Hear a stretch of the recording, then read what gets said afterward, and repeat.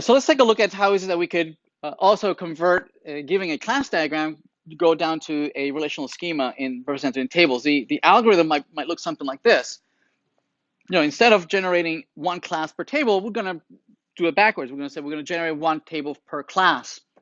The relationship, right? The line that joins two classes, that is telling us that there's some kind of association, right? That will be represented as a primary key, foreign key, and wherever you have the star, right? You're going to have a foreign key. Wherever you have the one, you're going to have the primary key, right?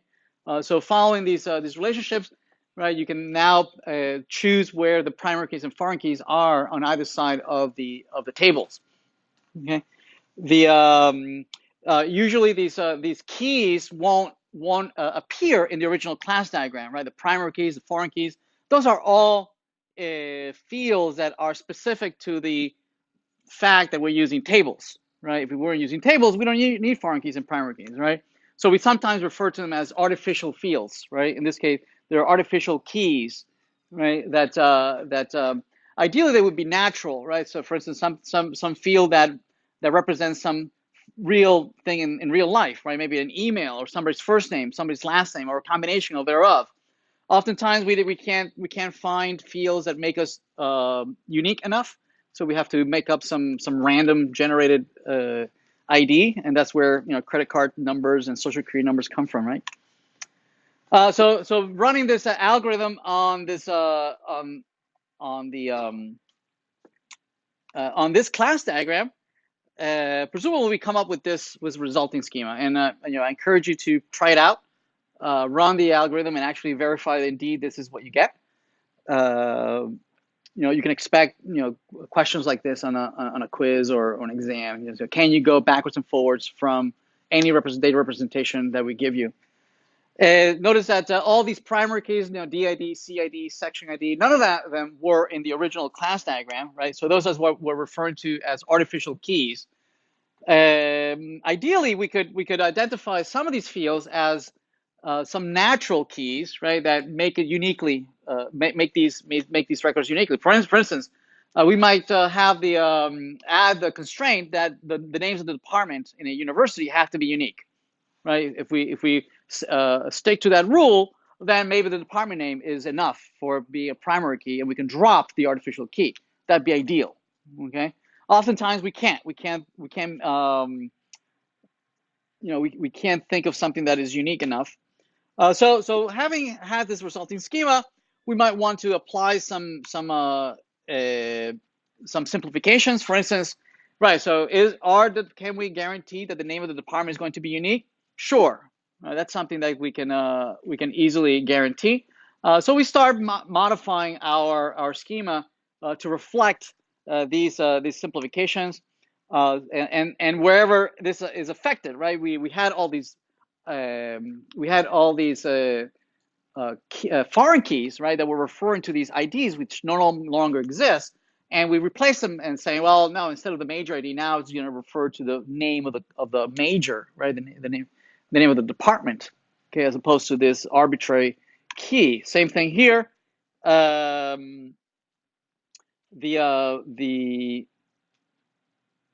let's see. There's a one-to-one relationship with a permit and a student. So there's no real need to keep track of both the student ID and the permit ID, right? So we can just replace it and just keep the student ID, and it'd be both, right? It'll be a primary key, which makes this permit unique, but it's a foreign key referring to the student whose this permit belongs to, right? So that's how we implement one-to-one relationships, right? Where the primary key is also a foreign key, referring to some other record one-to-one, okay? So we remove the foreign key, we remove the primary key, and then we merge them together into this single primary key, foreign key.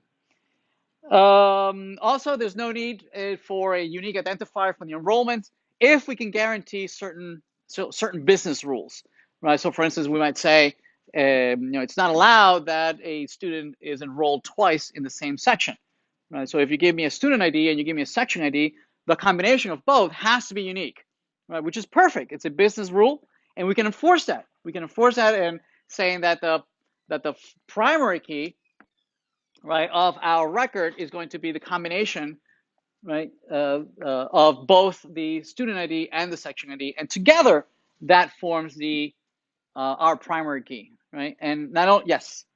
Just a quick question, I guess, enforcing the business rules in the database. Yeah. I guess, is there like a general practice if it's better to do it in a database versus application code?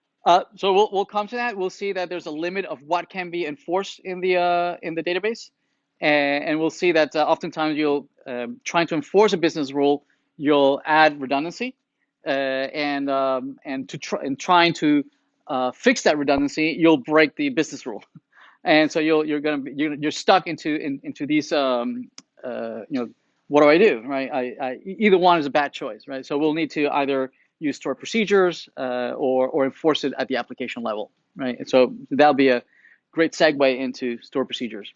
Yep. There's a limit of what can be enforced in the at the database level. So much so that some databases just gave up, right? Like maybe non-relational databases, for instance, don't enforce much, right? Instead, leave out a lot of the validation, a lot of the business rule enforcement. They leave it up to the application, right? Instead, they instead are more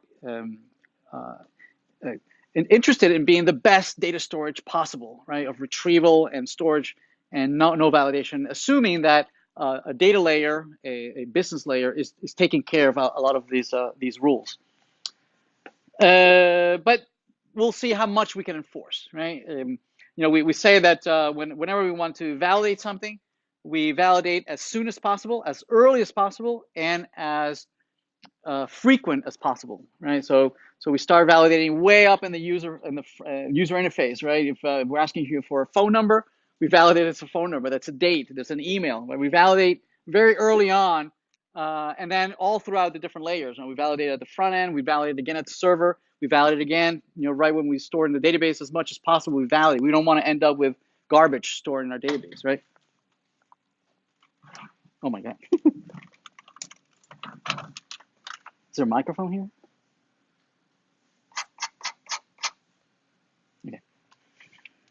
Okay. So natural keys. Let's see, a couple other things here. If we can guarantee that the course is unique, yes.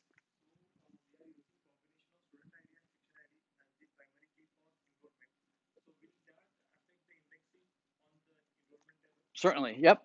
Yeah, we'll have to re-index perhaps, yes.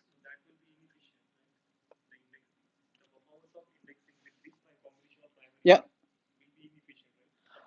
Well, it depends how it depends how the data is split. We'll take a look at a little later that depending on how many students there are with the ratio of how many sections there are, right? That you have really big sections, right? Or tiny little. So it depends on how many students there are, and it can give you that you get really good performance when you search by one of the index but not the other. Or when you combine them, you get actually bad performance, and it would be better just a table search, right? And so we'll talk about that. It depends how many of each there are. Yeah. Yes. So isn't it always better to have numbers as primary key rather than strings or? Well, I mean, these are always going to be hashed, right?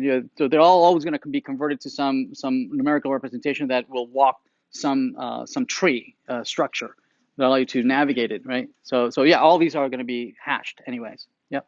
I mean, that's what the index does, right?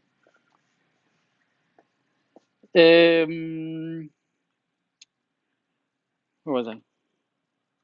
Right. So again, so if we can guarantee that the titles are unique, then yeah. So here we are choosing the title as a natural key as opposed to this arbitrary key.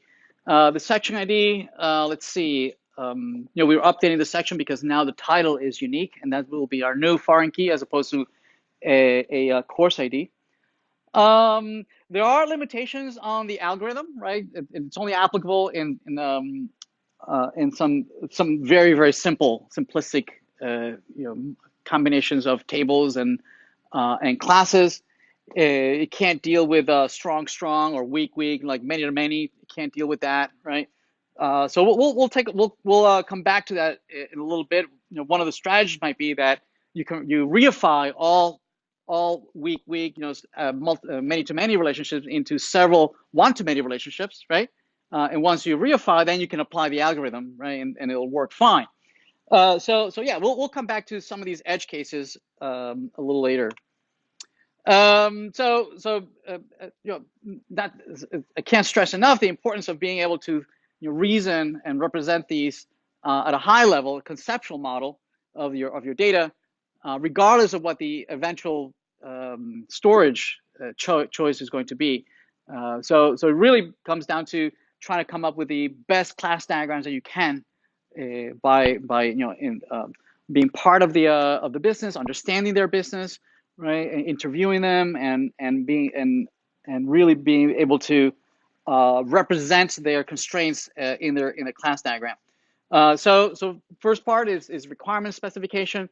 I would say part number one is the hardest part, is where most projects go wrong, that we don't agree on what it is that we're building, and halfway through the project we realize that what you said and what I understood was actually not the same thing. So the first part of gathering requirements is I would say the where projects are most vulnerable. You come up with a preliminary class diagram. Is especially if you're an expert in the domain where you are working at, right? That you're being asked to. You might bring a lot of your own biases of what other projects you might have worked on before, a lot of preconceptions, and you might be you might have a tunnel vision on what is it that we're building. You might have all sorts of these assumptions that don't allow you to consider all sorts of really great things that the client, this particular client, might be asking of you, right? So be careful. There's two extremes. You might be completely ignorant, or you're so specialized, right, that you have tunnel vision. So be careful. None of those two are good places to be, or at least if you're very specialized, you have an open mind. So when you're ignorant, your class diagram will be very, very naive, right? Because you don't know that certain nouns are just describing other nouns. For you, every noun is as important as any other noun. As you interview your client, you realize that certain nouns are actually part of some other nouns, right? And only a discussion with your client can determine that. Okay.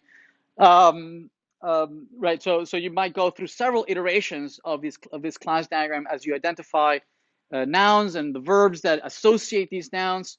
Also the relationships that relate all these nouns. At first, you might not know that certain things might be redundant. Only when your client starts explaining what is it that you want to query, right, the database with, right, what kind of select statements you want to run on this, then you realize that certain relationships are actually redundant, but not without the requirements, right? Because the requirements change. Some things that was not redundant before, now it becomes redundant, okay, or inadequate. So you need to know what are the kinds of queries that they're going to run against your database.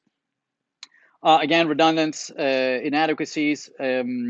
Revise all the weak and strong, and the attributes. And then this is an iterative algorithm. Right? You repeat over and over this until you get the class diagram that you're looking for. Hi everyone, Jose here. Please remember to subscribe and like the video. And if you have any questions, please leave a comment down below. Thank you.